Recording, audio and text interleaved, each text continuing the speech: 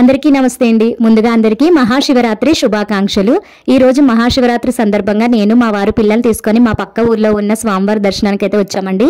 ఈ ఊరు పేరు వేలంక. మా ఊరికి కిలోమీటర్ దూరంలో ఉంటుంది. శివాలయం చూసారు కదా, చాలా ప్రశాంతంగా అనిపిస్తుందండి.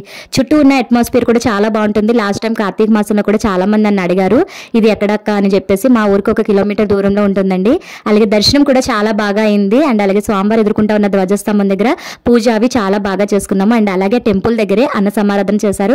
స్వామివారి ప్రసాదం కూడా సేకరించి చక్కగా పిల్లలతో పాటు హాయిగా ఇంటికైతే వచ్చేసామండి. ఈ మహాశివరాత్రి అనేది మన హిందువులందరికీ ఒక గొప్ప పర్వదినంగానే చెప్పవచ్చండి. ఈ సృష్టిలోనే ఆది దంపతులుగా పిలువబడే పార్వతీ పరమేశ్వరులు ఏకమైన కళ్యాణం జరుపుకున్న రోజు ఈ రోజేనండి. దీన్నే మహాశివరాత్రిగా మనం అందరం కూడా జరుపుకుంటూ ఉంటాము. సతీదేవి గారు చనిపోయిన అనంతరం మళ్ళీ మహాశివుడు గారు ధ్యానంలోకి వెళ్ళిపోతే ఆ సమయంలో మళ్ళీ సతీదేవి గారు పార్వతీదేవి గారి కింద జన్మించి మళ్ళీ భక్తి శ్రద్ధలతోటి ధ్యానంతో పార్వతీదేవి గారు శివుడిని సొంతం చేసుకున్నారు. మళ్ళీ వాళ్ళకి అంగరంగ వైభవంగా దేవతలు అసురులు అందరూ కూడా ఆ రోజంతా జాగారు ఉండి ఆడి పాడి నృత్యాలతో చాలా ఘనంగా వివాహం జరిపించారు. ఎందుకంటే ఈ వివాహం అనంతరం కార్తికేయుడి చేత తారకాసుడికి మరణం ఉంటుందని. వీలైతే ఈ రోజు రాత్రి తప్పకుండా ఈ కథ వినండి, చాలా బాగుంటుంది.